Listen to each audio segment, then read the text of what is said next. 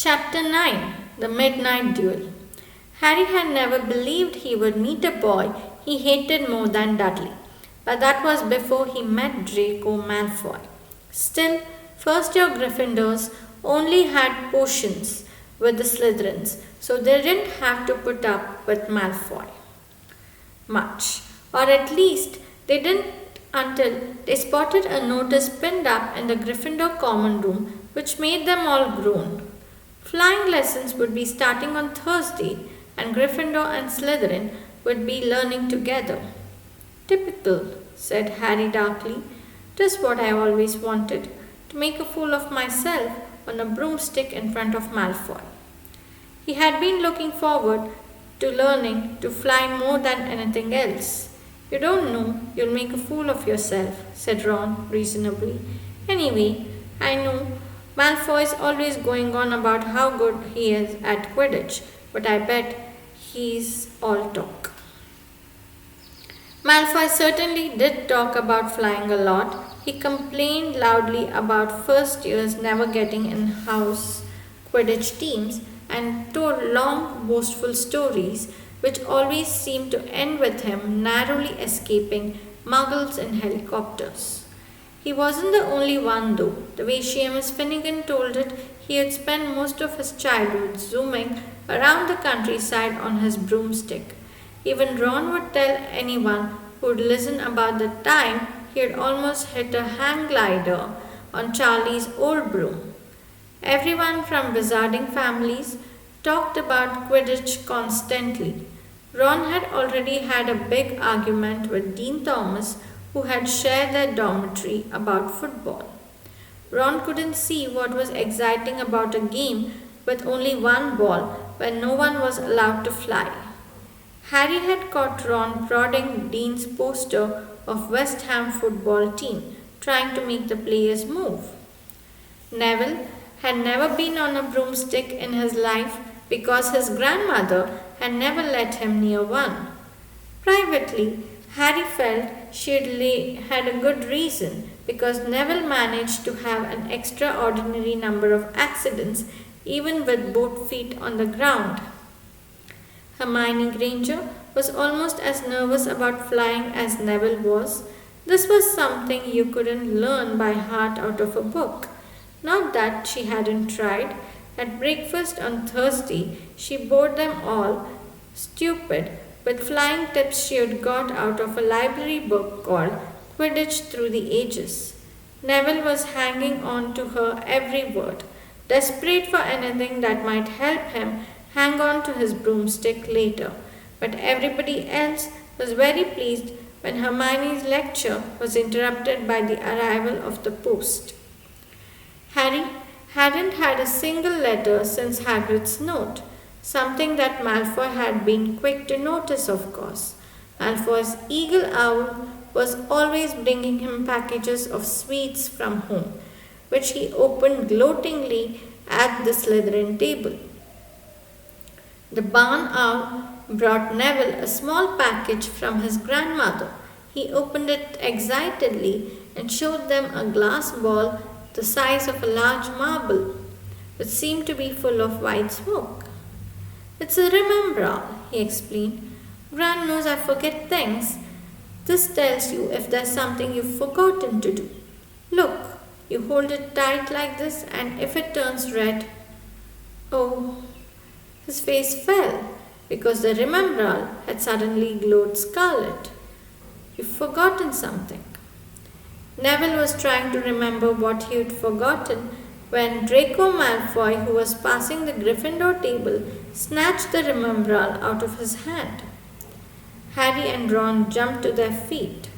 They were half hoping for a reason to fight Malfoy, but Professor McGonagall, who could spot trouble quicker than any teacher in the school, was there in a flash. What's going on? Malfoy's got my remembrall, Professor. Scowling, Malfoy quickly dropped the remembrall back on the table.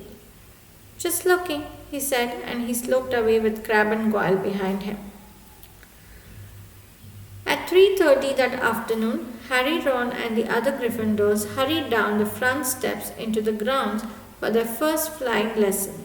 It was a clear, breezy day, and the grass rippled under their feet as they marched down the sloping lawns towards a smooth lawn on the opposite side of the grounds to the forbidden forest, whose trees were swaying darkly in the distance. The Slytherins were already there, and so were 20 broomsticks lying in neat lines on the ground. Harry had heard Fred and George Weasley complain about the school brooms, saying that some of them started to vibrate if you flew too high, or always flew slightly to the left. Their teacher, Madam Hooch, arrived. She had short grey hair and yellow eyes like a hawk. Well, what are you all waiting for? She barked. Everyone stand by a broomstick. Come on, hurry up. Harry glanced down at his broom. It was old and some sort of twig stuck out of old angles. Stick out your right hand over your broom, called Madam Hooch at the front, and say up. Up, everyone shouted. Harry's broom jumped into his hand at once, but it was one of the few that did. Hermione Granger's had simply rolled over on the ground, and Neville's hadn't moved at all. Perhaps brooms, like horses, could tell when you were afraid, thought Harry. There was a quaver in Neville's voice that said only too clearly that he wanted to keep his feet on the ground. Madam Hooch then showed them how to mount their brooms without sliding off the end, and walked up and down the rows, correcting their grips. Harry and Ron were delighted when she told Malfoy he had been doing it wrong for years. Now, when I blow my whistle, you kick off from the ground hard, said Madam Hooch. Keep your broom steady, rise a few feet, and then come straight back down by leaning forward slightly. On my whistle. 3, 2. But Neville, nervous and jumpy and frightened of being left on the ground, pushed off hard before the whistle had touched Madam Hooch's lips. Come back, boy, she shouted, but Neville was rising straight up like a cork shot out of a bottle, 12 feet, 20 feet. Harry saw his scared white face look down at the ground falling away, saw him gasp, slip sideways off the broom, and wham! A thud and a nasty crack, and Neville lay face down on the grass in a heap. His broomstick was still rising higher and higher and started to drift lazily towards the forbidden forest and out of sight. Madam Hooch was bending over Neville, her face as white as his. Broken bust, Harry heard her mutter. Come on, boy, it's all right, you get up. She turned to the rest of the class. None of you is to move while I take this boy to the hospital wing. You leave these brooms where they are, or you'll be out of Hogwarts before you can say Quidditch. Come on, dear. Neville, his face tear-streaked, clutching his wrist, hobbled off with Madam Hooch, who had her arm around him. No sooner were they out of earshot than Malfoy burst into laughter. Did you see his face, the great lump? The other Slytherins joined in. Shut up, Malfoy, snapped Parvati Patel.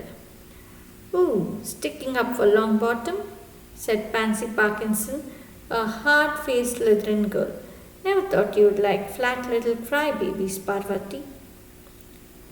Look, said Malfoy, darting forward and snatching something out of the grass. It's that stupid thing Longbottom's Gran sent him. The Rimembrow glittered in the sun as he held it up. Give it here, Malfoy, said Harry quietly. Everyone stopped talking to watch. Malfoy smiled nastily. I think I'll leave it somewhere for Longbottom to collect. How about up a tree? Give it here, Harry yelled, but Malfoy had leaped on to his broomstick and taken off. He hadn't been lying. He could fly well. Hovering level with the topmost branches of an oak, he called, Come and get it, Potter. Harry grabbed his broom. No, shouted Hermione Granger. Madam Hooch told us not to move. You'll get us all into trouble. Harry ignored her. Blood was pounding in his ears. He mounted the broom and kicked hard against the ground, and up he soared. Air rushed through his hair, and his robes whipped out behind him, and in a rush of fierce joy, he realized he had found something he could do without being taught. This was easy. This was wonderful. He pulled his broomstick up a little to take it even higher and heard screams and gasps of girls back on the ground and an admiring boo from Ron. He turned his broomstick sharply to face Malfoy in midair. Malfoy looked stunned. Give it here, Harry called, or I'll knock you off that broom. Oh, yeah, said Malfoy, trying to sneer, but looking worried. Harry knew someone what to do. He leaned forward and grasped the broom tightly in both hands, and it shot towards Malfoy like a javelin. Malfoy only just got out of the way in time. Harry made a sharp about turn and held the broom steady. A few people below were clapping. No, Crabbe and Goyle up here to save your neck, Malfoy, Harry called. The same thought seemed to have struck Malfoy. Catch it if you can, then, he shouted, and he threw the balls high into the air and streaked back towards the ground. Harry saw, as though in slow motion, the ball rise up in the air and then start to fall. Harry leaned forward and pointed his broom handle down. Next second, he was gathering speed in steep dive. Raising the ball, wind whistled in his ears, mingled with the screams of people watching. He stretched out his hand. A foot from the ground, he caught it. Just in time, he pulled his broom straight and he toppled gently onto the grass with the remembrall clutched safely in his fist. Harry Potter. His heart sank faster than he had just dived. Professor McGonagall was running towards him. He got to his feet trembling.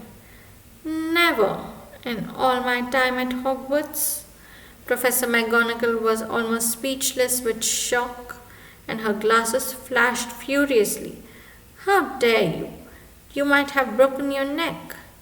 It wasn't his fault, Professor. Be quiet, Miss Bartle. But Malfoy, that's enough, Mr. Weasley. Potter, follow me now. Harry caught sight of Malfoy, Crabbe and Goyle's triumphant faces as he left, walking numbly in Professor McGonagall's way as she strode towards the castle. He was going to be expelled. He just knew it. She wanted to say something to defend, but there seemed to be something wrong with his voice.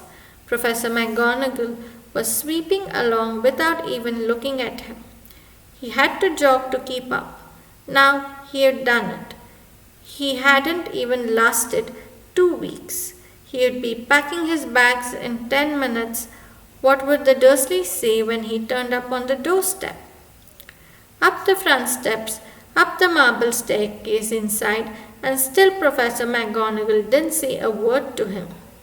She wrenched open doors and marched along corridors with Harry trotting miserably behind her. Maybe she was taking him to Dumbledore. He thought of Hagrid, expelled but allowed to stay on as a gamekeeper. Perhaps he could be Hagrid's assistant. His stomach twisted as he imagined it, watching Ron and the others becoming wizards while he stumped around the grounds carrying Hagrid's bag. Professor McGonagall stopped outside a classroom. She opened the door and poked her head inside.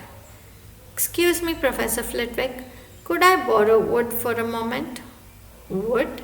Thought Harry, bewildered, as would a cane she was going to use on him.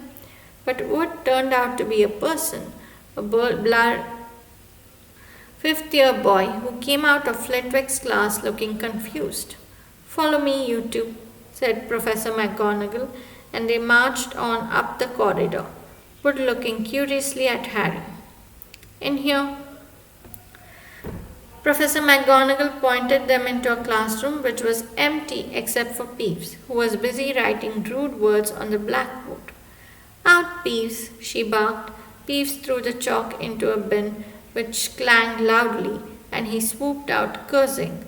Professor McGonagall slammed the door behind him and turned to face the boys. Potter, this is Oliver Wood. Wood, I've found you a seeker. Wood's expression changed from puzzlement to delight. Are you serious, Professor? Absolutely, said Professor McGonagall crisply. The boy's a natural. I've never seen anything like that. Was that your first time on a broomstick, Potter? Harry nodded silently. He didn't have a clue what was going on, but he didn't seem to be being expelled, and some of the feeling started coming back to his legs. He caught that thing in his hand after a 50-foot dive, Professor McGonagall told Wood. Didn't even scratch himself. Charlie Weasley couldn't have done it. Wood was now looking as though all his dreams had come true at once. Ever seen a game of Quidditch, Potter? He asked excitedly. Wood's captain of the Gryffindor team. Professor McGonagall explained. He'll just the bill for a seeker too, said Wood, now walking around Harry and staring at him. Light, speedy. We'll have to get him a decent broom, Professor. A Nimbus 2000 or a Clean Sweep 7, I would say. I shall speak to Professor Dumbledore and see if we can't bend the first year rule. Heaven knows we need a better team than last year. Flattened in that last match by Slytherin, I couldn't look Severus Snape in the face for weeks.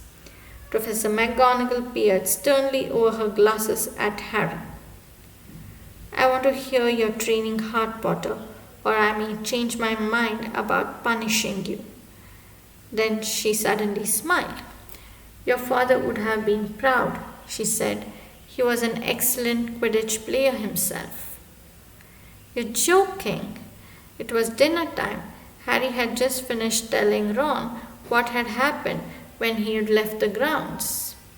With Professor McGonagall, Ron had a piece of steak and kidney pie halfway to his mouth, but he had forgotten all about it. Seeker? He said. But first years? Never. You must be the youngest house player in about a century, said Harry, shoveling pie into his mouth. He felt particularly hungry after the excitement of afternoon. Who told me? Ron was so amazed, so impressed, he just sat and gaped at Harry. I start training next week, said Harry. Only don't tell anyone. Wood wants to keep it a secret. Fred and George Weasley now came into the hall, spotted Harry, and hurried over. Well done, said George in a low voice. Wood told us. We are in the team too. Beat us. I tell you, we are going to win that Quidditch Cup for sure this year, said Fred. We haven't won since Charlie left, but this year's team is going to be brilliant. You must be good, Harry. Wood was almost skipping when he told us. Anyway, we've got to go. Lee Jordan reckons he's found a new secret passageway out of the school. Bet it's that one behind the statue of Gregory the Smarmy that we found in our first week. See you. Fred and George had hardly disappeared when someone far less welcome turned up. Malfoy flanked by Crabbe and Goyle. Having a last meal, Potter? When are you getting the train back to the Muggles? You're a lot braver now you're back on the ground and you've got your little friends with you, said Harry coolly. There was of course nothing at all little about Crabbe and Goyle, but as the high table was full of teachers, neither of them could go more than crack their knuckles and scowl. I'd take you on any time on my own, said Malfoy. Tonight, if you want, Wizard's Duel. Once only, no contact. What's the matter? Never heard of Wizard's Duel, suppose? Of course he has, said Ron, wheeling around. I'm his second. Who's yours? Malfoy looked at Crabbe and Goyle, sizing them up. Crab, he said. Midnight, all right. We'll meet you in the trophy room. That's always unlocked.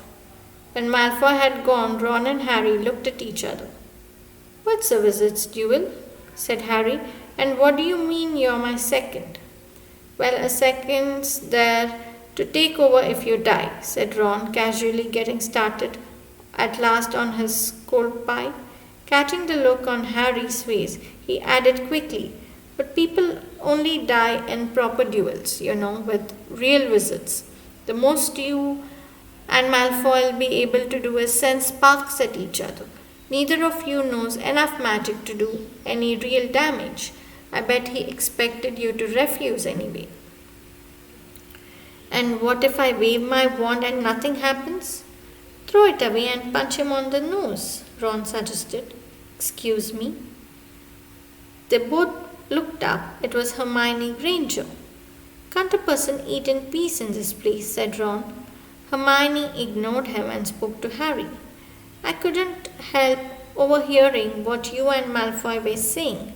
Bet you could, Ron muttered. And you mustn't go wandering around the school at night. Think of the points you'll lose Gryffindor if you're caught. And you're bound to be. It's really very selfish of you. And it's really none of your business, said Harry. Goodbye, said Ron. All the same, it wasn't what you'd call the perfect end to the day. Harry thought as he lay awake much later listening to Dean and Seamus falling asleep. Neville wasn't back from the hospital wing. Ron had spent all evening giving him advice such as, if he tries to curse you, you'll better dodge it. Because I can't remember how to block them. There was a very good chance they were going to get caught by Filch or Mrs. Norris, and Harry felt he was pushing his luck, breaking another school rule today. On the other hand, Malfoy's sneering face kept looming up out of the darkness. This was his big chance to beat Malfoy face to face. He couldn't miss it. 11:30, Ron muttered at last. You'd better go. They pulled on their design dressing gowns, picked up their wands and crept across the tower room, down the spiral staircase and into the Gryffindor common room. A few embers were still glowing in the fireplace, turning all the armchairs into hunched black shadows. They had almost reached the portrait hole when a voice spoke from the chair nearest them. I can't believe you're going to do this, Harry. The lamp flickered. It was Hermione Granger, wearing a pink dressing gown and a frown. You, said Ron furiously, go back to bed. I almost told your brother, Hermione snapped. Percy, he's a prefect. He would put a stop to this. Harry couldn't believe anyone could be so interfering. Come on, he said to Ron. He pushed open the portrait of the fat lady and climbed through the hole.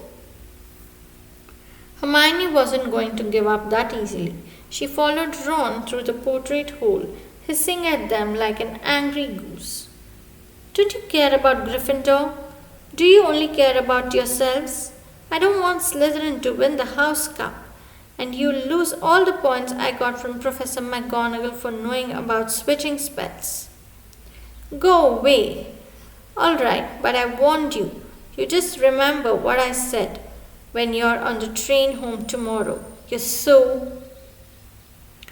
But what they were, they didn't find out. Hermione had turned to the portrait of the fat lady to get back inside and found herself facing an empty painting.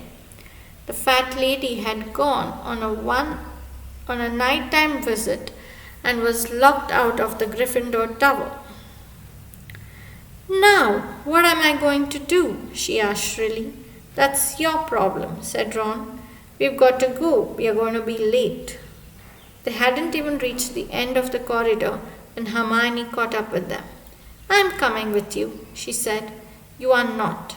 Do you think I'm going to stand out here and wait for Filch to catch me? If he finds all three of us, I'll tell him the truth, that I was trying to stop you and you can back me up. You've got some nerve, said Ron loudly. Shut up, both of you, said Harry sharply. I heard something. It was sort of snuffling. Mrs. Norris, breathed Ron, squinting through the dark. It wasn't Mrs. Norris, it was Neville. He was curled up on a floor, fast asleep, but jerked suddenly awake as they crept nearer. Thank goodness you found me. I've been out here for hours. I couldn't remember the new password to get into bed. Keep your voice down, Neville. The password's big snout, but it won't help you now. The fat lady's gone off somewhere. How's your arm? Said Harry. Fine, said Neville, showing them. Madame Pomfrey mended it in about a minute. Good. Well, look, Neville, we've got to be somewhere. We'll see you later. Don't leave me, said Neville, scrambling to his feet. I don't want to stay here alone. The bloody Baron's been past twice already. Ron looked at his watch and then glared furiously at Hermione and Neville. If either of you get us caught, I'll never rest until I've learned what the curse of Bogey Squirrel told us about and used it on you. Hermione opened her mouth, perhaps to tell Ron exactly how to use the curse of the bogies, but Harry hissed at her to be quiet and beckoned them all forward. They flitted along corridors striped with bars of moonlight from the high windows. At every turn, Harry expected to run into Filch or Mrs. Norris, but they were very lucky. They sped up a staircase to the third floor and tiptoed towards the trophy room. Malfoy and Crabbe weren't there yet. The crystal trophy cases glimmered where the moonlight caught them. Cups, shields, plates, and statues winked silver and gold in the darkness. They edged along the walls, keeping their eyes on the doors at either end of the room. Harry took out his wand in case. Malfoy leaped in and started at once. The minutes crept by. He's late. Maybe he's chickened out, Ron whispered. Then a noise in the next room made them jump. Harry had only just raised his wand when they heard someone speak. It wasn't Malfoy. Sniff around, my sweet. They might be lurking in a corner. It was Filch speaking to Mrs. Norris. Horror struck, Harry waved madly at the other three to follow him as quickly as possible. They scurried silently towards the door, away from Filch's voice. Neville's robes had barely whipped round the corner when they heard Filch enter the trophy room. They're in here somewhere, they heard him mutter, probably hiding. This way, Harry mouthed to the others, and petrified, they began to creep down a long gallery full of suits of armor. They could hear Filch getting nearer. Neville suddenly let out a frightened squeak and broke into a run. He tripped, grabbed Ron around the waist, and a pair of them toppled right into a suit of armor. The clanging and crashing were enough to wake the whole castle. Run! Harry yelled, and the four of them sprinted down the gallery, not looking back to see whether Filch was following. They swung around the doorpost and galloped down one corridor, then another, Harry in the lead without any idea where they were or where they were going. They ripped through a tapestry and found themselves in a hidden passageway, hurtled along it, and came out near their charms classroom, which they knew was miles from the trophy room.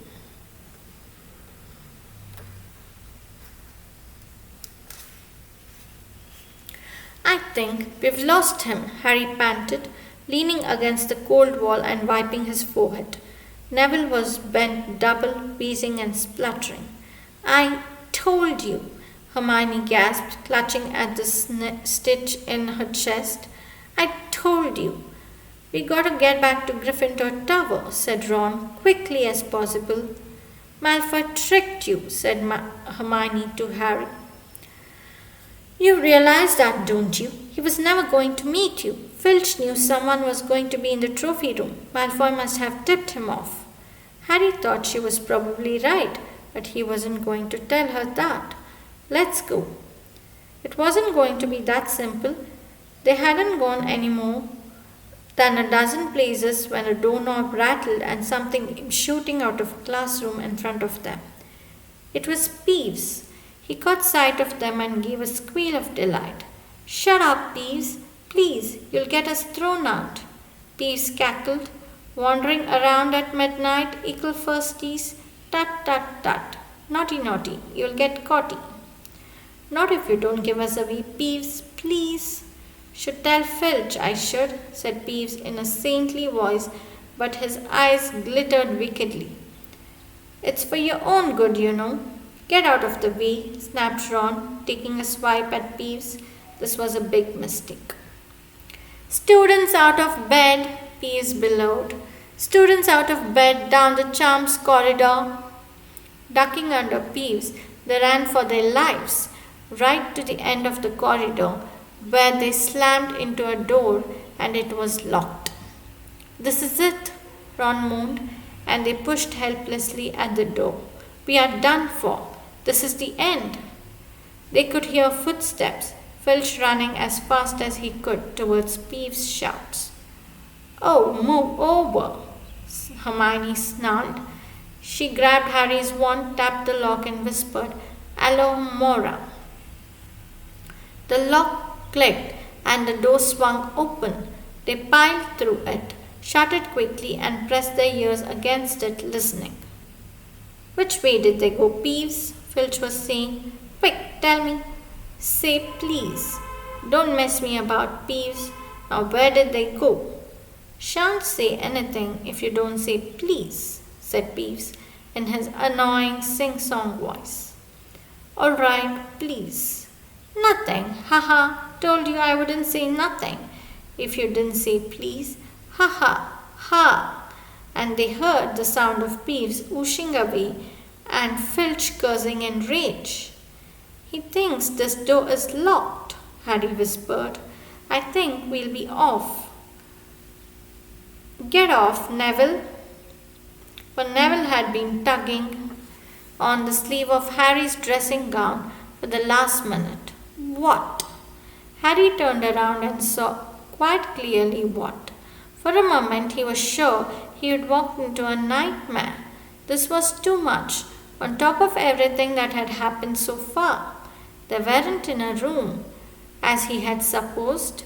They were in a corridor, a forbidden corridor on the third floor, and now they knew why it was forbidden.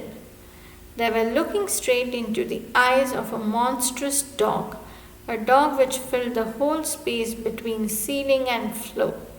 It had 3 heads, 3 pairs of rolling, mad eyes, 3 noses twitching and quivering in that direction, 3 drooling mouths, saliva hanging in slippery ropes from yellowish fangs. It was standing quite still, all 6 eyes staring at them, and Harry knew that the only reason they weren't already dead was that their sudden appearance had taken it by surprise, but it was quickly getting over that.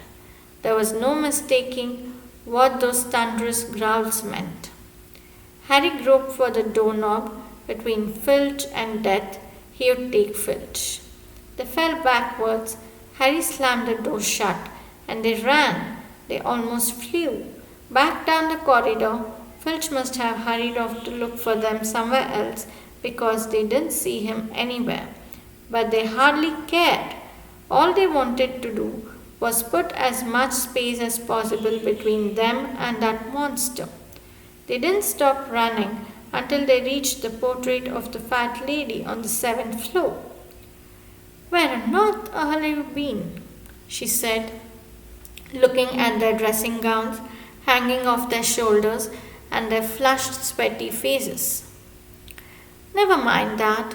Big snout, panted Harry, and the portrait swung forward.